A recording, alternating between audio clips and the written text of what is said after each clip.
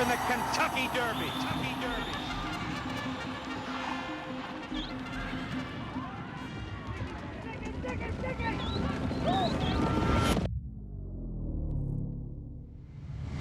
Now they move around the turn. The leader, War Admiral, 2.5 for 3. That's what it is in the center of the racetrack. The Adams Sloop drawing alongside again. War Emblem is still there. War Emblem is pulling away. He's got another gear. Down the stretch they come in the Derby. Wheel away takes command. Lionheart is all heart. Smarty Jones is all out. And here is the first undefeated winner of the Kentucky Derby since Seattle's Slow of 1976.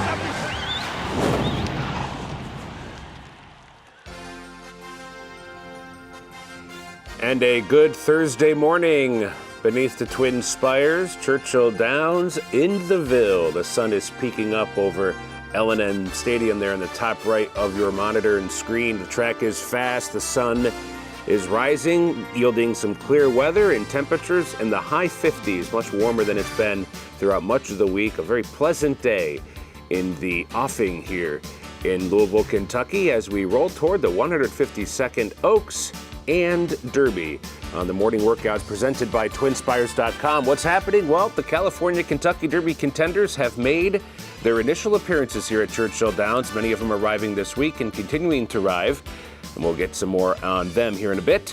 The Puma, who also arrived at Churchill Downs this week, walked the shed row yesterday for the first time, and we'll see if he hits the racetrack this morning during the special Oaks and Derby training session coming up in just a bit. Great White, who participated in the Bluegrass Stakes, would like to run in the Kentucky Derby. He had a workout this morning, but he needs 3 Derby defections, although we'll see if some of that materializes here this morning as well. And it is Thursday, which means opening day, and the post draw for the Oaks and the Derby are just 2 days away, which means we are right in it as we head toward the Kentucky Oaks and the Kentucky Derby. And good morning, everybody, from the Aristides Loft on the front side here at Churchill Downs. I'm Travis Stone, Kevin Kilroy. Good morning. Morning, Travis. How we doing? I'm doing great. Good to give Tony Kalo a break. My man's been working hard. So. I wonder if he's watching. Do you think he's watching? Oh, he gets up at 3 a.m. every day. Hi, Tony. I doubt he's up. He might be up. Maybe later on. You can find us on YouTube, right? Yeah, exactly. We got a whole crew here at Churchill Downs, a couple of gals on the back stretch providing all sorts of information all morning long. And first off, let's head to Set Me Free, Caitlin Benson. Well, thank you, Travis. And you kind of alluded to something a little bit in the headlines. We do have a hot off the presses report from Ginny Reese from the KHBPA notes team. Apparently, Michael McCarthy told the Kentucky Derby notes team that Jeff Ruby Stakes runner-up Stark Contrast is a go for the American turf. So it looks like the Kentucky Derby is out of consideration for him. So Intrepido will draw into the field in the Kentucky Derby and be number 20. Number 21 will be Litmus Test 22 for Great White, who worked yesterday at the Thoroughbred Training Center. And if he does draw in, the plan for the John Ennis team is to run him. If not, they will go to the Pat Day Mile. And you mentioned the Puma walking the shed row yesterday. Excited to see if we can see him on the track here this morning. I went back after the interview following our show and checked in with him. He was getting a bath. He was having a little bit of a graze. So all seems well there, but hopefully the plan is to come to the track over here this morning for him. But in the meantime, let's send it on over to Ren Carruthers. And Ren, where are you at this morning on the backstretch? Well, I am at the Twin Spires Gap. Lots of action here. You're seeing horses coming off the track. I already saw Brooklyn Blonde earlier this morning head back to the McCarthy barn. She looked fantastic. Of course, she was runner-up to her stablemate Meaning in the Santa Anita Oaks. Those horses have settled in very well and are taking to the track well also. But yeah, so many people, Brad Cox, Chad Brown. I've seen Christian Torres. He was aboard Mark Cassie's search party, who will be in the Oaks earlier this morning. And later today, he'll be getting aboard Silent Tactic when the Derby and Oaks workers are out after 7:15. But for now, I'm just going to send it right on back to the boys, Travis and Kevin, up in the Aristides. And thank you, Ren and Kevin Kilroy. With that news coming from Caitlin Free, we have a bit of a shakeup on this leaderboard, but nothing on the first page. These core contenders for this year's Kentucky Derby, so far so good, staying intact. And right at the top, you've got the serious players in this group. You know, I've got some fair odds for these runners. I have 5-1, I think, is a good price to bet Commandment. I think we will get that. Further Ado, 9-2. I'm not sure if we'll get that. Renegade 5-1. I got them all right at that same spot. So they're the top 3 on the list, and they're the top 3 in terms of what I think are the most likely winners. You can see stark contrast, currently ranked 15th on this leaderboard. He is now going to the American Turf, which bumps everybody up 1 slot, including the first also eligible Intrepido, who we'll see here in just a little bit. So Intrepido draws into the race, a horse with good gate speed and tactical speed. He's not a out-the-back closer, as they like to say. He'll be forward. Yeah, that's interesting. I mean, he did break quickest in the Santa Anita Derby, but then was piloted to the back and tried to come from off of it. So he does have good gate speed. You got to think he's going to try to use it, or at least will be forced to. And it'll be Hector Barrios' first ride here at Churchill Downs. The Kentucky Derby has puzzles abound, and one of them is figuring out some of the lightly raced runners. Caitlin Benson has a special guest on the backstretch to find out more on that. You're 1 for 1 this morning, Travis. That's better than what Joe's done. He was 0 for 5, calling me by my former last name. But I'm joined here on the backside by Chad Brown, who's no stranger to the Kentucky Derby and the Kentucky Oaks. He has a pair running in both races. And let's go ahead and start with Emerging Market. Chad, this is a horse that he debuted in February, but that's kind of not really an accurate picture as far as him. He was ready to go as a 2-year-old, but was kind of the victim of circumstance a couple of times. Can you expand upon that a little bit? Yeah, he was pretty far along even in July. He had a little bit of a stall accident. I got a cut on him, and I had to back off him for 2 weeks. He couldn't train, and it set me out of Saratoga. And then the fall, I had him ready to run. He got pneumonia. So very frustrating because he always trained like one of my best colts to the group. And pretty late start for him, but I thought maybe if he could just, break his maiden in a 2-turn race, which I never debut horses 2 turns, and on dirt anyway. And he was able to do that and then jump into Louisiana Derby and get that race won and points secured. So here we are. You're a bit more of a patient trainer, especially when it comes to some of these younger horses. The talent is obviously there with this horse, but to send him to the Kentucky Derby with the resume he has with just those 2 starts, he's had to blow you away in other departments too. He has. He's always trained like a super talented horse, and he's got a lot of miles on him. He only ran twice, but I got looking at it. I mean, he's worked at Saratoga, he's been at Belmont, he trained at Payson Winter. He vanned over to Tampa the day the race won, vanned back. I mean, he vanned over to the fairgrounds. He'd never been there, took everything in, drew the outside post, and was able to win. Mile and 3/16 his second start, vanned home. And now he's going to go to Churchill. So the horse has seen a lot. He's been on different surfaces. He's got a lot of miles on him in the morning. And he has a great mind on him. I don't take lightly going in a 20-horse field, only 2 starts under your belt, but he's one of the rare horses that I wouldn't be afraid to try it with. We talked about this a little bit off camera, especially with the recent defection that we just had, probably of stark contrast. The pace in this race, you have to like what you see with this horse. Yeah, I'd like some strong pace in front of him, you're right. And he's got good gate speed to go secure a spot, potentially, if he breaks cleanly. But he'd like a nice tempo in front of him. He's got a turn of foot like a grass horse, really, but on dirt. Plenty of gears, and a nice pace to run into would be ideal. Switching over to the filly, Always a Runner, we were talking about this as well. She's one that I have just not heard a ton of chatter on coming into this race. She's flying a little bit under the radar. That's potentially something that maybe is going to change.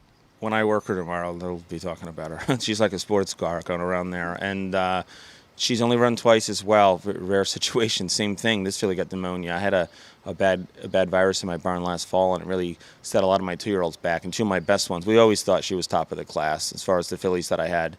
Very frustrating not to get her to run it too. And but here she is, same thing. I debuted her long, and she won, and we were able to secure points up in New York. So not as daunting a task going in a 14-horse field. So I think that's also a thing people probably aren't talking about, because it's, I guess there's not as much risk maybe associated with it, putting her into a field, not quite as big, but I think she's one of the horses to beat in there. I'm hoping to draw a good post with her, and she's one that can also make her own trip. Nice, it'd be nice with a little pace in front of her, would be perfect, but she's got good gate speed to get a spot. What do you think would probably be an ideal post for her in a race like the Oats, which it's a little bit different as far as post goes at Derby? Yeah, I think in the middle. I think it is different, but that said, I think both horses, if I could just draw in the middle somewhere with both of them, I'd be pretty happy. Jose Ortiz is going to ride her in the Oaks, so between Pratt and Ortiz, I have 2 really top jockeys. I'm really comfortable with that, and 2 people I've had won really big races with, so we're very happy where we are. All right, congratulations, Chad, and I think you got a strong hand coming into this year. Thank you. Hope you're right. some similarities between Emerging Market and Always a Runner. Looking forward to seeing more of them on the track in the coming days. Back to you guys. Really appreciate Chad's candid insight into how come these horses are coming into Louisville with only 2 starts under their belts. And it's been done before. It's been a while, but it's 143 years, Travis. It's been a 143-year gap since horses won the Kentucky Derby with just 2 starts. But the mental maturity, Chad Brown's talking about it. He's been talking about it for a while. That's what you want to see because you can get in tight spots. You don't want to see a thoroughbred lose his head. And, of course, we've seen him battle-tested, taking contact in each of his first 2 starts. In the Louisiana Derby, I love the fact that he was continually aggressing forward in terms of beating other horses to key spots throughout the far turn. I think he's a major player, and I think we're going to get our fair price. Chad keeps talking him up. I think the price is going to keep on dropping down. I think that's the only concern. Because he's obviously exuding some confidence with Emerging Market. And his filly, Always a Runner. One of the major players in the Kentucky Derby is the Puma, who has really done very little wrong so far this year. In fact, has run pretty stoutly in almost every single career start. He has, and then he shows up at the track, and we're kind of much ado about nothing. The fact that he didn't come to the track, just walked in terms of the shed row yesterday. I think we just leave that alone and just wait to see him. He worked so fantastic in his last work down at Gulfstream Park, not being asked at all through the timed portion of the drill, and then gets some urging throughout the gallop out 1 mile and 1:37. He was on the best part of the track in the Gulfstream Park, and I think that was sort of, you could downgrade his effort because of that, but he's a fighter, no doubt. The Tampa Bay Derby, where he ran huge, was a race this year that a lot of us that are what we'd call horse players or racing fans and figure makers had a hard time with this race. There was a bit of goofy weather in Tampa that day. They were stacked up on the far turn. They come to the wire. Typically when you see horses finish in a bunch like this at the wire, it tends to mean it was a weaker race. I think everybody was wondering further ado off his sort of subpar effort, even though he won in the Kentucky Jockey Club. He didn't run as good as he did at Keeneland. Just a tough race to figure. He ran huge there, and then he comes back in the Florida Derby, a race that he could have just prepped for this. He runs big again and nearly wins the thing. He nearly wins it. He was on the best part of the track, as I was saying, wide. Makes that first move, does get run down by Commandment. Chief Wallaby has a little bit of trouble here in the stretch. He doesn't gallop out that strong, but that's the forte of the barn in terms of getting them to get the distance. We saw it with Mage. So I hope to sort of see the same pattern where we're asking for more and more in our gallops throughout the weeks to come. Gustavo Delgado Jr. had a video on social media where they were cheering because they thought they won that race, only for the photo to go the other way. Yeah. We talked to Gustavo Delgado Jr., assistant trainer to his dad, for the Puma. Gulfstream is home for us, you know. So he came back out of the Tampa Bay Derby good shape. We saw him the next day. It was like he didn't even run. So we were just playing it by ear. So the last race before the Florida Derby was really nice. So we told ourselves, like, he basically entered himself in the race kind of thing. And he runs so well. I still think that we won, but it's at the end of the day, it was a really nice effort. And then also the spacing, was better to have 5 weeks to come into this race. So instead of going to Keeneland in that time, that was the other option, going to the Bluegrass and then have 4 weeks and double shipping kind of thing. So it made sense. So now we just came in with a fresh, last race was nice before coming here. So right now it's going to be more about keeping him happy here. We were planning to take him out, but we just, what, he doesn't need it. We want to keep him here because it was a lot of movement before going out today. So I was like, we're keeping him here. Coming back, it's the best feeling ever. Just get here, the surroundings, same thing, yeah, same stall, same barn, everything. Just with a really nice horse. And we're just happy to be back here. It's an amazing feeling. A little insight as to why the Puma only walked the shed row yesterday. You had mentioned in the Florida Derby offset that during the gallop out, there wasn't a ton of gallop out for the Puma in that most recent race. Perhaps distance a concern. Yeah, distance is a concern. He's not the tallest horse. He does have a lot of muscle, a lot of definition. He's fit for sure. But the question mark might be, is a mile and a quarter too far for the Puma? The Puma was wide on both turns, so we'll see. Ren Carruthers, though, she's been deep in the Ren Carruthers pedigree lab, and she's got some insight on the Puma. Well, I would say would say, no, actually, this horse has a pedigree for the Belmont distance of 1.5 miles, guys. He is a first crop representative of Essential Quality, champion Essential Quality, who went into the Derby undefeated, went off as the favorite, had that wide trip to get beat just a length there in the end. And then he went on to win the Belmont, becoming Tappett's record-tying 4th winner in the Test of a Champion.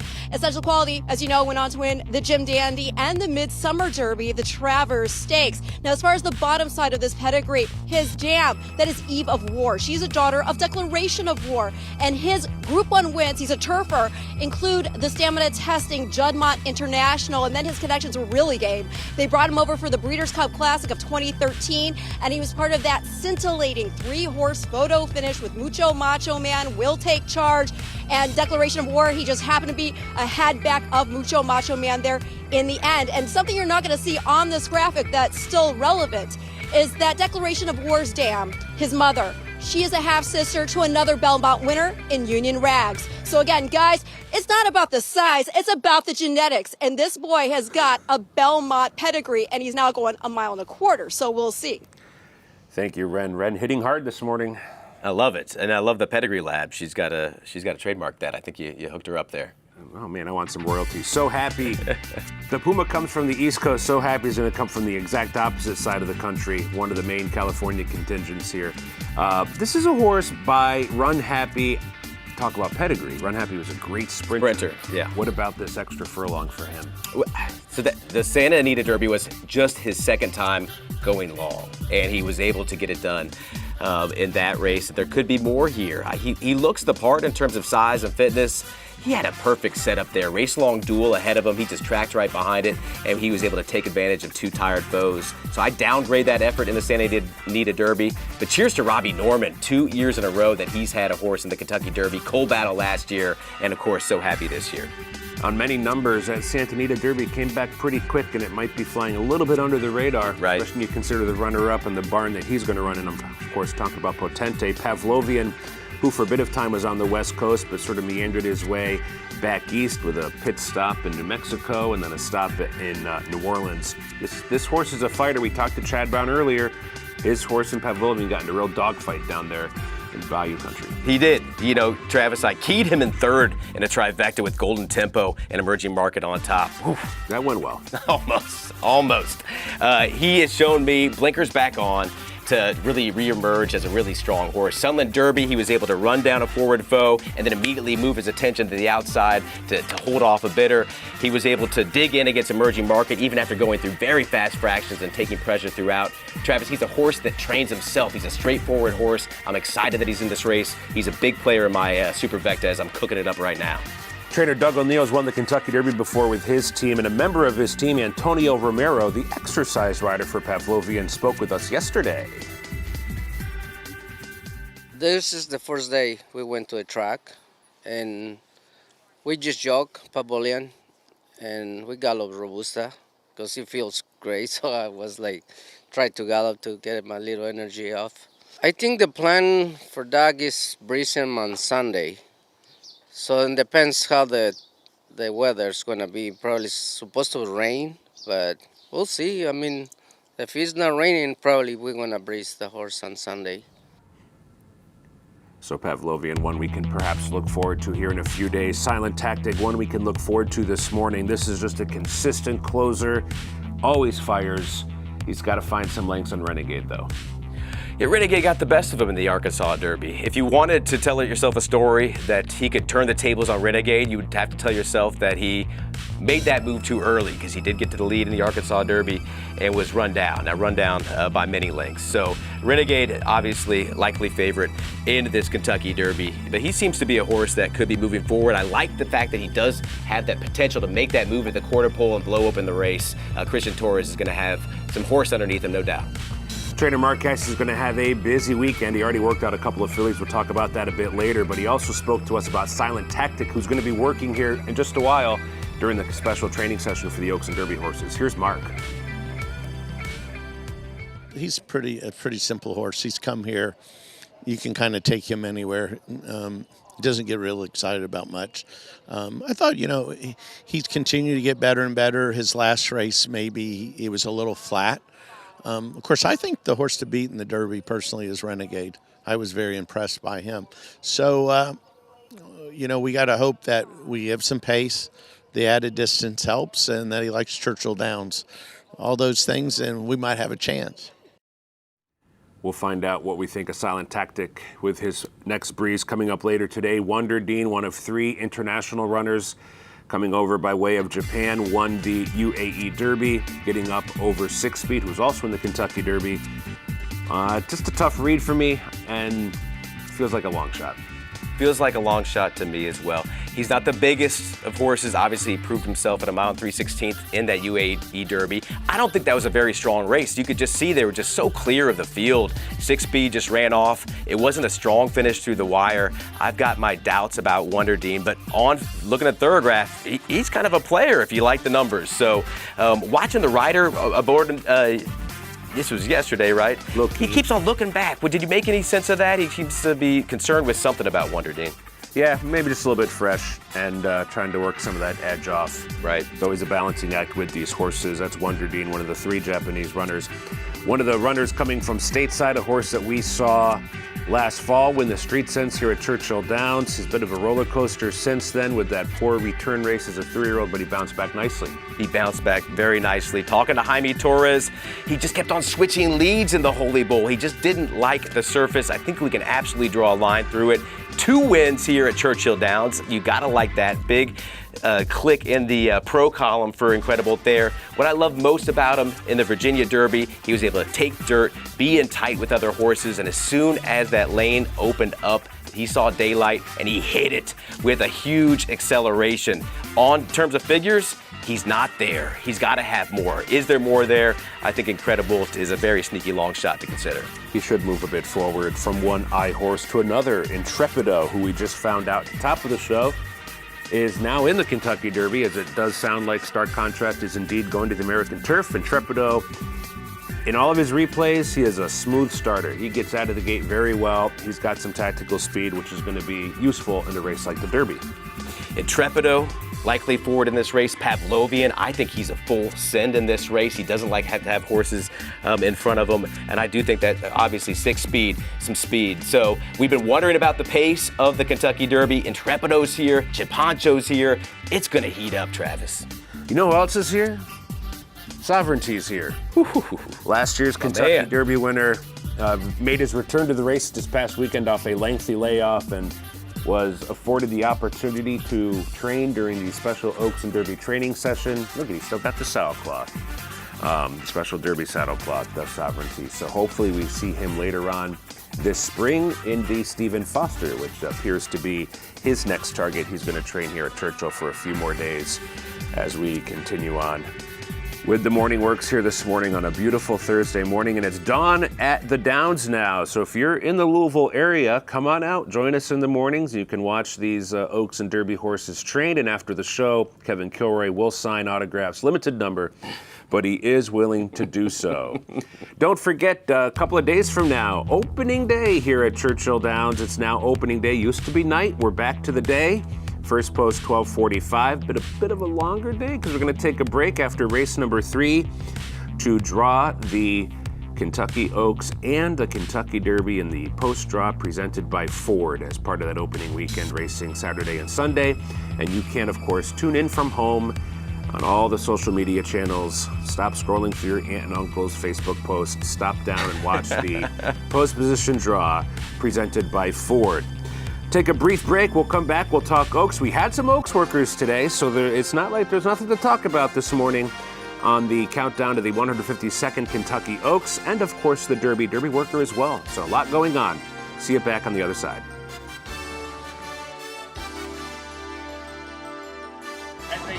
When it comes to horse racing, you can never have too much information. With Twin Spires, you can place your bets with confidence. Whether you use handicapping insights like our Brisnet speed ratings, prime power and past performances, the guidance of our experts' top picks, or just choose a name that catches your eye. Frank wins! Yes! No matter how you pick your horse, bet with Twin Spires. And now you can race to victory with Twin Spires tournaments.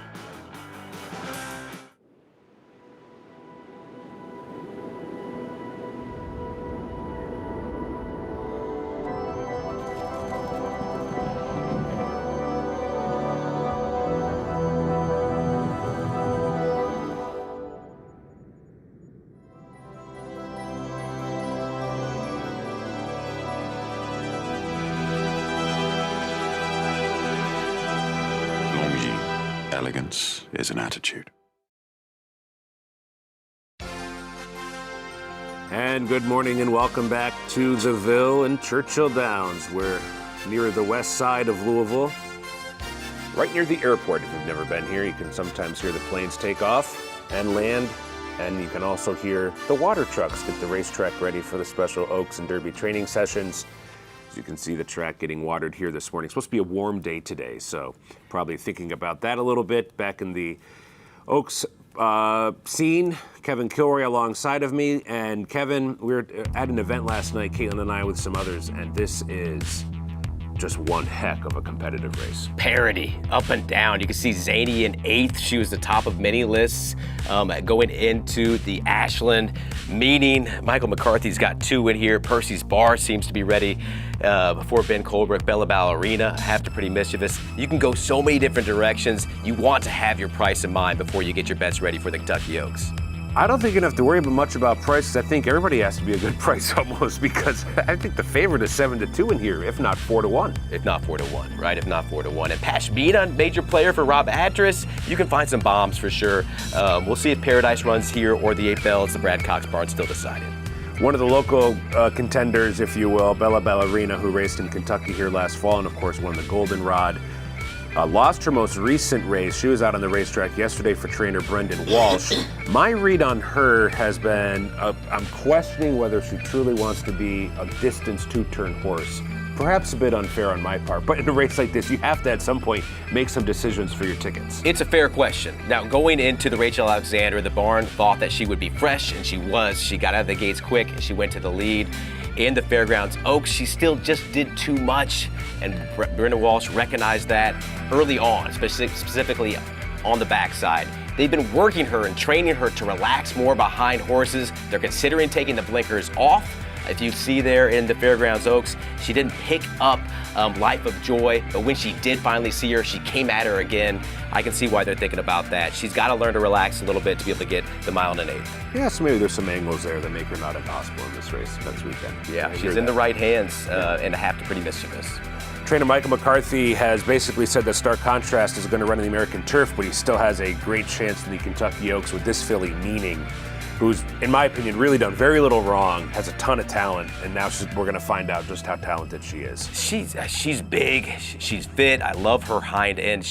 I think she's a major player in here, much more than Brooklyn Blonde. She's often worked with colts. I picked up on her ahead of that Breeders' Cup Juvenile Fillies. I thought she ran well. I mean, each race she's gotten more professional. She could be the filly who's really ready to fire her best race of her career so far in the Oaks, and that's what you're looking for. Mark Casse has a pair of fillies going in the Kentucky Oaks, one of which is Counting Stars, who in my opinion is just a very talented horse, and I've just loved her replays.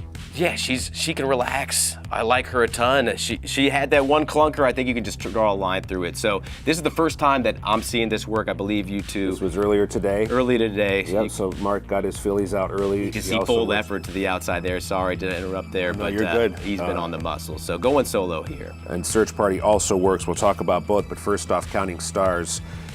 Timing-wise, she goes 12-1, 24-1, 48-1 to 101-1 to 115.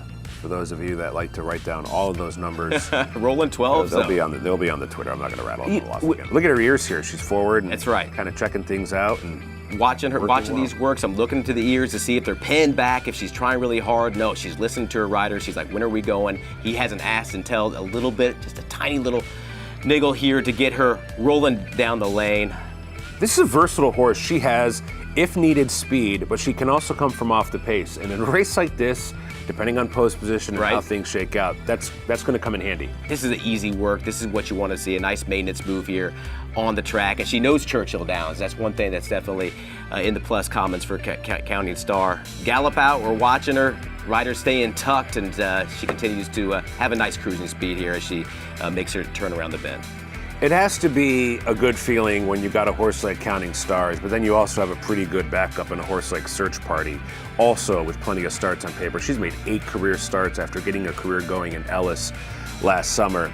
She hasn't won since February. She's lost her 2 most recent races, but certainly one to consider for Mark Casse, and this is her work earlier today where she goes 47-3.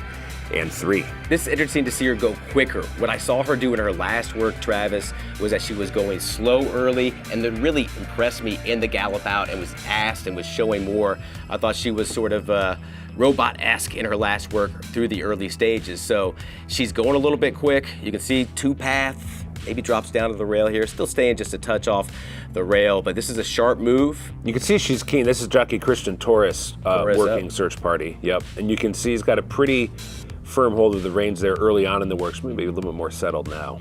Yeah, she comes here down for the final furlong. She was just quicker than Counting Stars early. I think maybe that's what I would attribute the 1 second delta between the 2 times. Just felt like she was a little more keen early. Yeah. Good to see her. Yeah, good to see her go quick. I think this is a nice stiffening work. We'll see what she gets out of this and see how the gallop out goes. Yeah, she's just got that sort of. She seems straightforward. She doesn't seem multidimensional. I'm not sure how much more is there. A bigger field might be tough. But Mark Casse talked about he talked about these 2 fillies, Counting Stars and Search Party, to us. She's a star. You know, I think she's one of the horses to beat. She's a big, strong filly. She's come here and done very well, and I think the race will set up nice for her. She's very versatile. With Search Party's a little different in that she needs some pace. I think the added distance will help her. She needs to get away from the gate a little better. She tends to give everybody a little bit of a head start. This is going to be too tough a race to give a head start to. So, I'm hoping she's a little bit like Silent Tactic. She's pace dependent, where Counting Stars, she makes her own doing. If there's no pace, she'll be on the lead. If there is pace, she'll set off of it. So, but both Search Party and Silent Tactic, they need some help up front. Trainer Mark Casse has a loaded hand next weekend, including this boy right here, Silent Tactic, who's waiting at the gap for the racetrack to open for the special Oaks and Derby training session, and he's working today. So when we come back from a brief break, we'll get to see how he goes, and all the others come out onto the track for the Oaks and Derby. Back after this. When it comes to horse racing, you can never have too much information. With Twin Spires, you can place your bets with confidence. Whether you use handicapping insights, like our Brisnet speed ratings, prime power and past performances, the guidance of our experts' top picks, or just choose a name that catches your eye. Yes! No matter how you pick your horse, bet with Twin Spires. And now you can race to victory with Twin Spires tournaments.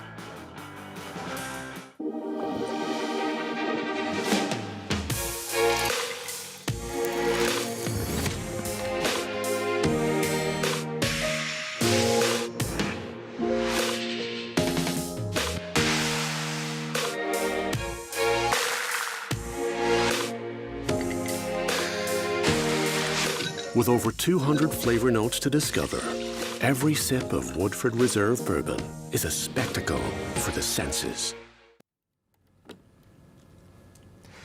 And good morning and welcome back to Churchill Downs. They are on the track now. That's Silent Tactic getting ready to do his preparations for the Kentucky Derby. The racetrack is open for the Oaks and Derby horses only. The lime green saddlecloth for the Derby horses and the pink, of course. Perfect spot for Silent Tactic to stop, right behind the light pole for us. Somebody get on the radio. There's Tomas in the background. All sorts of stuff going on, Kevin Kilroy. And of course the basketball court there. I wonder if anybody's hooping, watching that instead of these horses. Of course not. Silent Tactic will be his first local drill, and He's a colt who began his career on the synth up at Woodbine, really started to wake up, moving to the main track. A lot of the strong 2-year-olds from Mark Casse were with us here in Kentucky at Churchill Downs. So a question mark is, how do they handle the track, right? This is one of the things that we're looking for in terms of trying to assess these horses. And we'll see him breeze Christian Torres up. I mean, sometimes he's got that sort of low head in his drills. That's what I see from him in the past. That's what we'll probably see here today. He went nicely last out at Oaklawn Park. I thought that was a strong drill. On the 12th, solo, low head, kept coming, especially in the gallop out. 102, 117, 137 were the times that I had for him on the 12th. So we'll see how he goes here on the 20. What is it, 23rd, Travis? What did it today? Give or take. The 23rd. Christian Torres, the now definitive and distinguishable mustache. Yeah. I can always see him on a horse from a distance away. Which I appreciate. I want some sort of indicator to know who these riders are, whether it's the helmet color or the jacket. Yeah, why not? This is a horse, in my opinion, that will make a run, and it's just whether or not that run is enough to keep going and win the race like the Derby. He's very consistent. He always fires it. My read on him has always been that he might be a little bit more of a middle distance type horse. We'll see how this workout goes. Let's first take a look at, there he is. The Puma is on the racetrack for the first time. Yesterday they walked the shed row. The Puma had a big workout down in South Florida before shipping up. He had a great work. And 2 back, there were some question marks. It seems like the exercise rider might have been a little bit too relaxed with him, as we were wondering, was that a gallop or was that a work? What was going on? But trying to get the distance with him, trying to go further with him as opposed to have sharp times. 2 back, last work at Gulfstream, he went sharp throughout, and specifically in that mile 137. So here he is making his first appearance on the track. The Puma was not with us as a 2-year-old. This is his first time at Churchill Downs, and we'll just keep our eye on him, see how he's behaving. Definitely looks fit.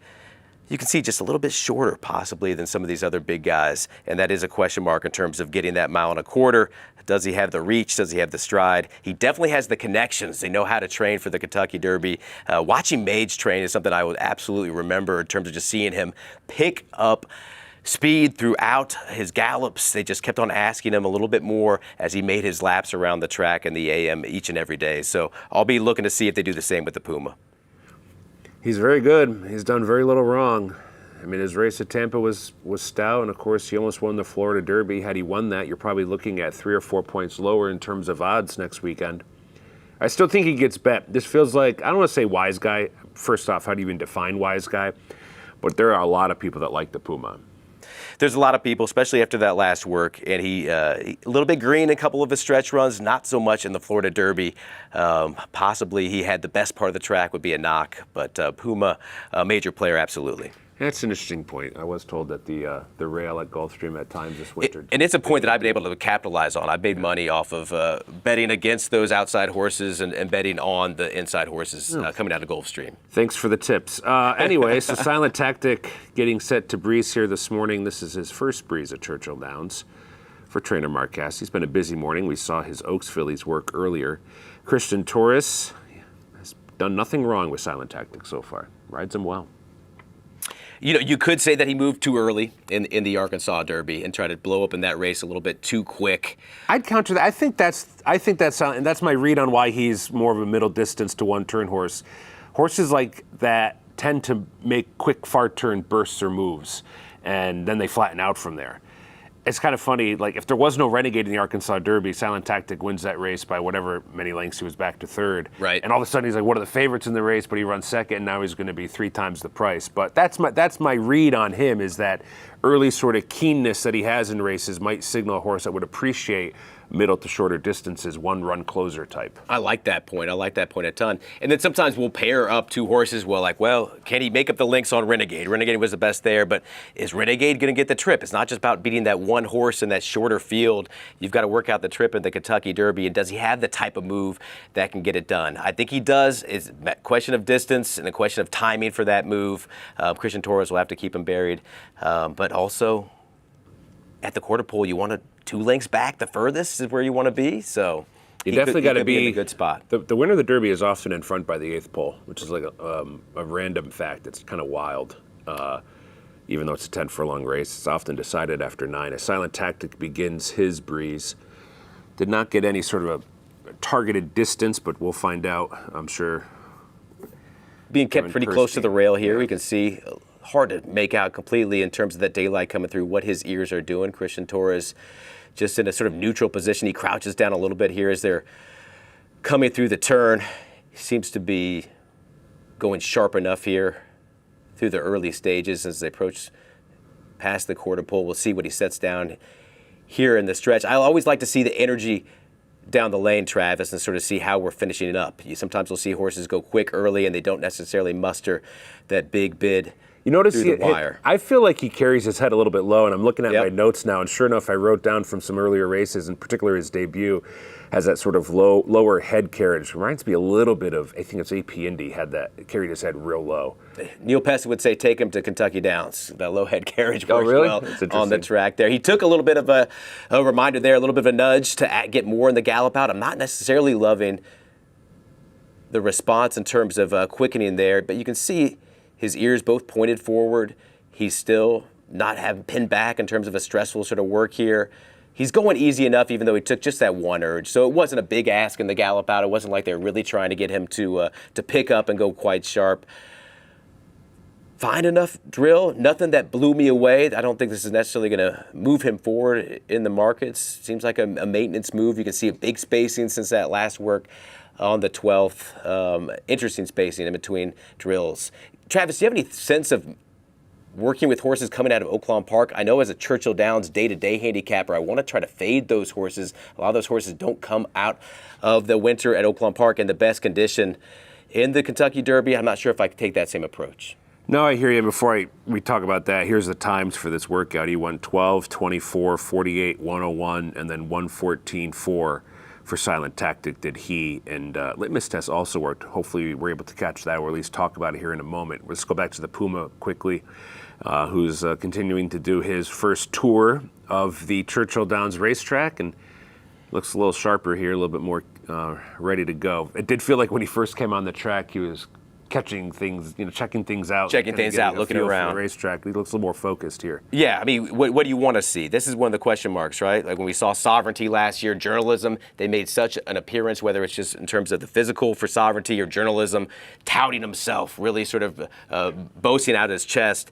You want to see a horse show up on the track and say, hey, I'm the alpha, right? I'm the true best in here, here's your chance, right? You're just on the track with these other horses. So he's a little bit more composed, a little bit more in that posture now as opposed to when he first came out. That was Oselli trolling us. Did you see that? He made a little appearance there in front of him. Here's Pavlovian. He's out on the racetrack as well. Let's head over to Caitlin Free for a report. Thank you, Travis. As you can see, Pavlovian, to my eye, there's still kind of a little warm. He was certainly, I think, a little bit warmer yesterday. And those that asked, I promised I would do a little bit of a deep dive on this horse to see kind of what his normal is based on pictures, videos, talking to a couple people. He does get a little warmish in the mornings based on what I've seen and what I've gathered. I think it was a little bit more so yesterday. I think it's less today, potentially. Maybe just kind of getting used to his surroundings. He gets a little bit warmer during his races too. So based on what we saw today, as well as the day before, I don't think this is anything very out of the ordinary for him. Now, if it gets excessive, maybe so, but I think this is a little more commonplace for him. Kind of the way, Sovereignty was a little bit last year. He had a tendency a couple of times to do that. I don't think this is anything super out of the norm for this horse. I think he's a little bit high-strung in terms of he just intensely doesn't want other horses to pass him, and he intensely digs in the stretch. I think he's got a lot of energy within him. The fact that he was able to hold on through those sharp fractions of the Louisiana Derby and taking that pressure, surprisingly, from Autobahn, he's an interesting player in here. It's so funny how the Derby works. The most recent workout is the work everybody wants to talk about. And a few days ago, Chief Wallaby was the now thing. And all of a sudden, it feels like that might as well have been a month ago. Here's Chief Wallaby on the racetrack. I got to say, Bill Mott's quotes after the workout were very encouraging. A rather subdued guy himself.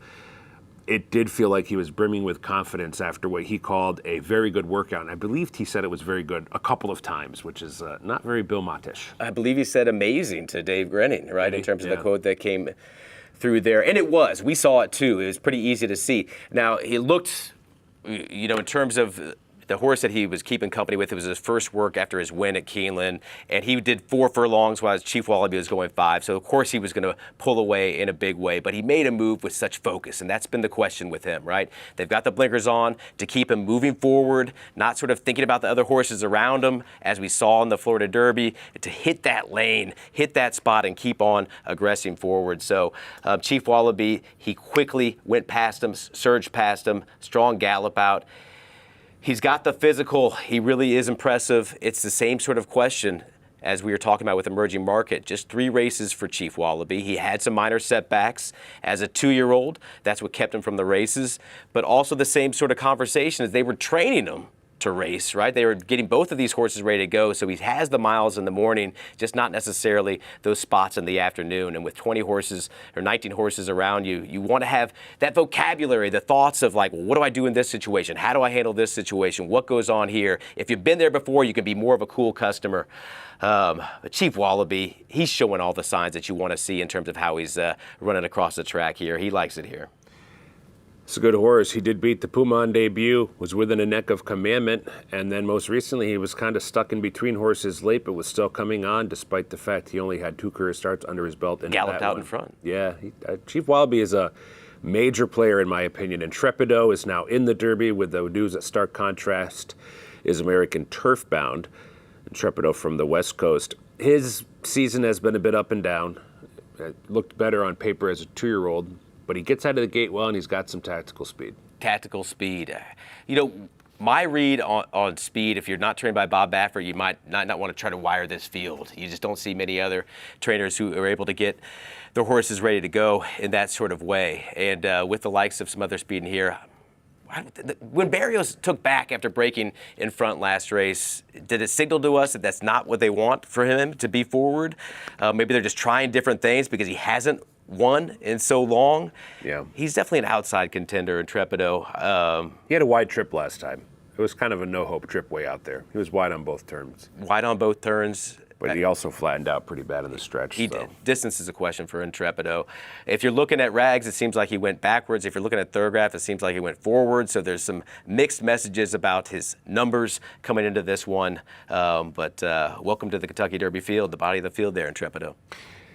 Nothing in terms of potential pace implications. If they want to be forward with him, that's yet another. He kind of maybe not quite as sharp as Chip Honcho, but could certainly add some gas or at least push those leaders a little bit. Push the leaders at least. Yeah, I think Chip Honcho's got to be forward. I think what we found out about him, he doesn't necessarily have the mind yet to work out these sort of tough spots that he does want to be having things go his own way and keeping the daylight in front of him. You can't bet this guy next weekend, but if you could, he might win this race too. Sovereignty, of course, last year's winner, galloping here at Churchill Downs, and he's feeling well as well.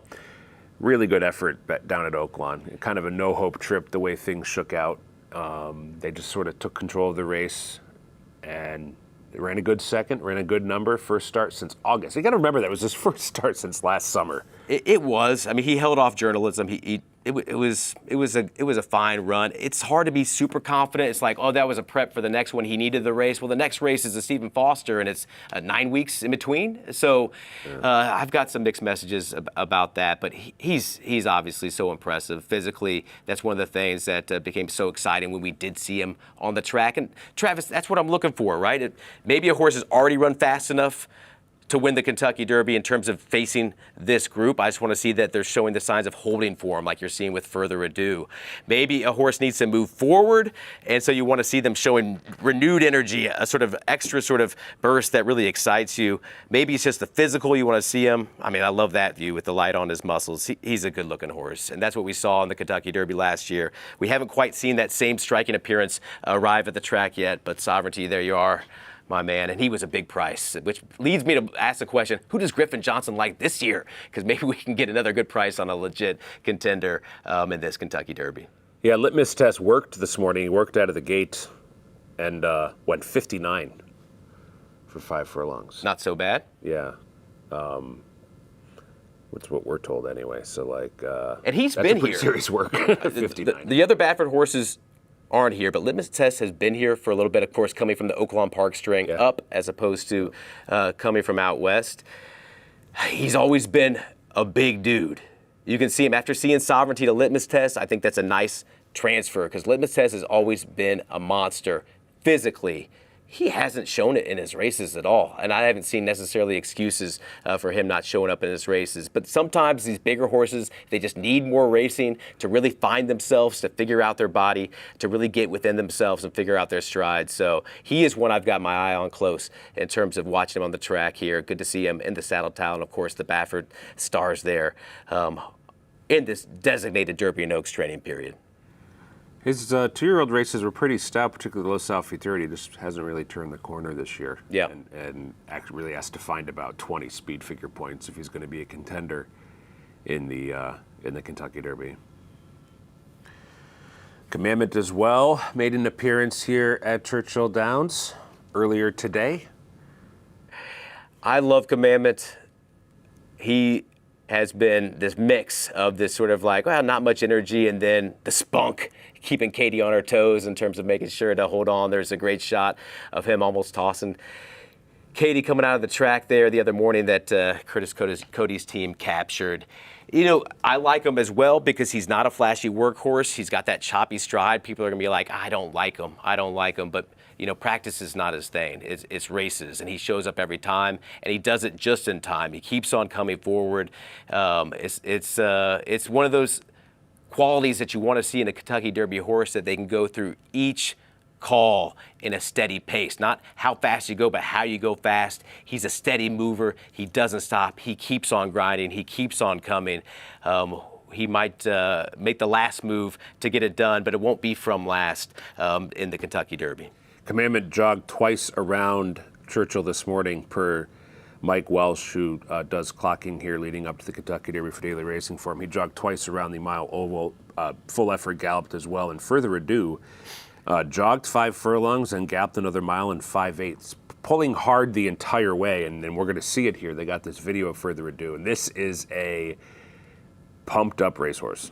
All right, so after his big win at Keeneland, going into the Kentucky Jockey Club, everybody who was laying eyes on him loved Further Ado, right? I'm not sure if you were here and if you were watching, Travis, but there was tons of talk about him going into that. It's a similar situation. He just won the Bluegrass.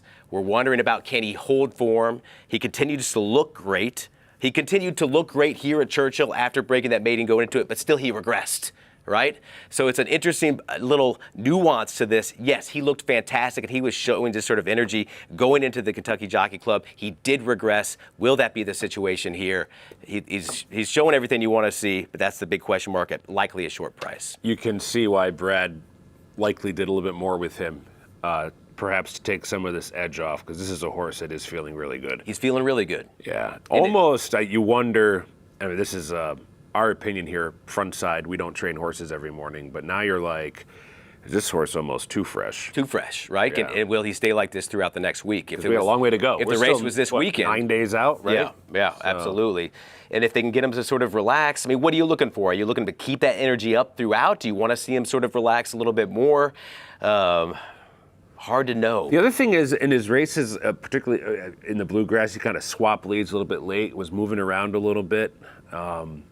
Perhaps that's just him, right? And he's a horse that likes to check things out. He's a gun runner. Gun runners would swap leads. He's moving all over the place here. Yeah, this is a characteristic that Gun Runner had, and a lot of the Gun Runner progenies have shown us. They switch leads when they want to, and that's just sort of part of their nuances, I believe.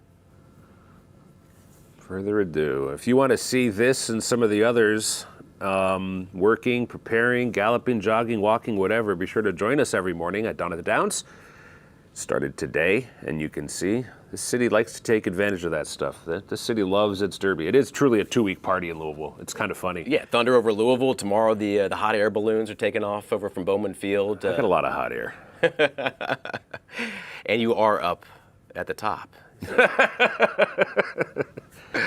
And there's the clock. Is that Ben Huffman, I believe, and Al Stahl? And Al Stahl. You just never know what you're going to see out here on the... Ben's loving Al Stahl right now. Al Stahl's a lot of entries in through these first few days. So a little politicking going on. They're loving each other right now. Ren Carruthers is on the backstretch, and I'm told she's got a couple of special guests. What you got for us, Ren?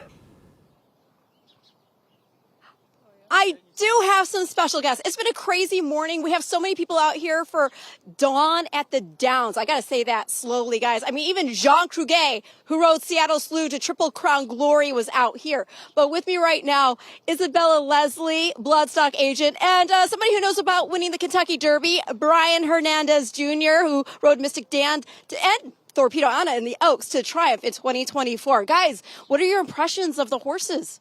You know, it's always incredible coming out this time of year because you see them all at once, the top horses in the country right now, at least the top 3-year-olds. So it's early now, you know, they're still all arriving, but Chief Wallaby's really catching my eye. Oh, okay. What about you? You know what to look for. Yeah, you know, I hadn't really paid a whole lot of attention yet. Like Isabella was just saying, the horses are all just getting here now, and they're all just kind of getting settled in. So it's, you know, we still got a few more days to watch them train over the racetrack, and we'll see what kind of track conditions we get Derby Day.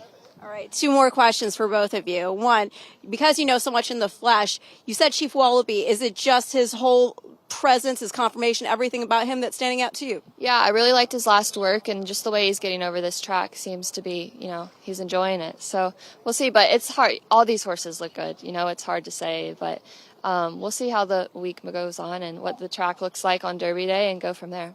And Brian, I mean, to win the Kentucky Derby, you have so many different variables than you have in any other race.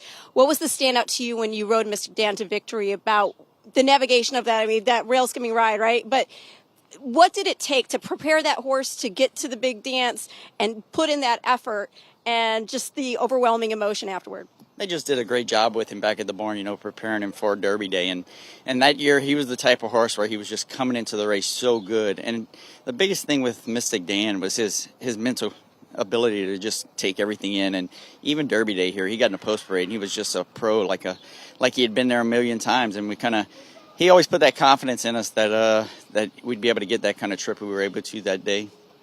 It's amazing. And so we might have a chance of having seen the Derby winner out on the track today, or maybe that Derby winner has yet to arrive. In the meantime, it's been a fun morning here at Dawn at the Downs, and I look forward to tomorrow morning. For now, back to you. Gosh, you know what? We've had the musical chairs upstairs, but today is Travis and Kevin in the Aristides. That it is. I didn't know Ren Carruthers into the trading card game. That little trading card she showed us. I want one of those. Did she get 2? What if she has a store on eBay where you can buy some stuff from her? The resale game. Never My know son's trying to get into that. Yeah. Apparently it's a big deal now. It's a big deal. You never know who you're going to run into on the backstretch Derby week. If you want to get involved in the Oaks, the Derby, and all the races starting, of course, on opening day, twinspires.com is the go-to. The Kentucky Derby Betting Challenge, a $300,000 tournament now on the tournament scene and quickly ascending the ranks into one of the premier events you want to participate in. If you enjoy those handicapping tournaments, they're a lot of fun. And last year, the performances in that tournament were stout. And if you weave your way through that leaderboard, there's some names you're going to recognize. Of course, Franklin Starry, who seems to be on top of almost every tournament. Doug Bradar, who former racing secretary and jocks agent, is now semi-pro on this tournament scene. Every tournament I go to, he's at. Yep. Jonathan Kinchin, of course, and Dylan Donnelly, who came back from NHC. It's a key race. It's a key race, absolutely. I mean, it's so fun, and the EV is there, right? You're betting these races, you're betting the pools, and then you also are swinging for the money that's in that pot. So get involved with this. It might be the last frontier for us horse players is to be playing these markets with the tournament. It's possible. You can also bet back. In other words, put some money down and you get some money back. If your horse runs second or third, opt in on this promo on twinspires.com from April 25th on through Derby Day. So, you play these expert picks that these guys put out day in and day out. You can play them, and if they run second and third, which they often do, you can get some money back, but you have to opt in to that tournament. So we're back up in the Aristides Lounge. We saw Silent Tactic work today. We saw the Puma come on the track today. The crowd is bigger. all sorts of random folks on the backside enjoying these mornings. I mean, it's Derby season. Yeah, having the crowds here, I think, is also another little opportunity to think about how the horses are handling themselves with that action. So a good little tell there. Silent Tactic, didn't see anything that moves him in any direction for me. It was a fine maintenance move. I like the times for that. He did it easy enough. That's great. Seeing the Puma, as you mentioned, really start to tuck into himself was great. Pavlovian continues to do that and sort of show himself like, I'm here to race, guys, that sort of mentality. His energy was there. Chief Wallaby continues to look fantastic when he's out on the track. So those are my thoughts. But of course, we've got Caitlin Benson, who's been at the ground level, boots on the ground. What do you see in there? What caught your eye? Well, I told Ben Huffman when I was talking to him off camera, he made a cameo and he took off super fast. So, well, one thing that keeps catching my eye is how horses, I feel like, look better and better every day. I said that about Pavlovian. He was significantly less warm today. So I think I did see an improvement from what we saw of him as of yesterday heading forward into today. Saw Pashmina for the first time. I think she's kind of one of the ones in the Forgotten Oaks, as well as always a runner for Chad Brown, him saying, we won't forget about her when he works her tomorrow. So I'm very much looking forward to that as she's on tab to put in a breeze here tomorrow morning. Hopefully we're going to be able to see that on our morning work show. Emerging Market continues to impress. So I'm really starting to warm up to those horses, but I like what I'm continuing to see on the grounds from the ones that have been here. Well, over to you, Ren, to go ahead and wrap it up for us here on the backside. What have you liked this morning? Well, I love the atmosphere. How about that? We had a group of young men from Trinity Golf, I believe, who were skipping school and for good cause. See the Derby horses putting through their paces, right? But it's been very cool back here. I will say that interview you did with Chad Brown, it's got me anticipating that work of always a runner as well, who you said was running under the radar, and maybe we won't be feeling that way after tomorrow morning. But lots to go and find out about following these works. I'm going to head to the barns next, get some insight for you. But for now, back to the guys up in the Aristides. Thank you, Caitlin, and thank you, Ren. Lots of activities. I like hearing skipping school to come out to the track. How about that? It's all about the horse right now. The whole city knows it. Your teachers will understand. Join us in the mornings, and you can always show up for second period. Unfortunately, the truancy officer watches this show, and those kids are about to get nabbed on the backstretch. That's it for me this week. Joe Kay's back tomorrow, and Rosie Napravnik, Rosie Sharp, I love it joining us this weekend and next week. Thanks for joining us this morning. We're back tomorrow, same time, same place. Grab your cup of coffee and enjoy the morning works here from Churchill Downs. Have a great day, everybody. We'll see you tomorrow.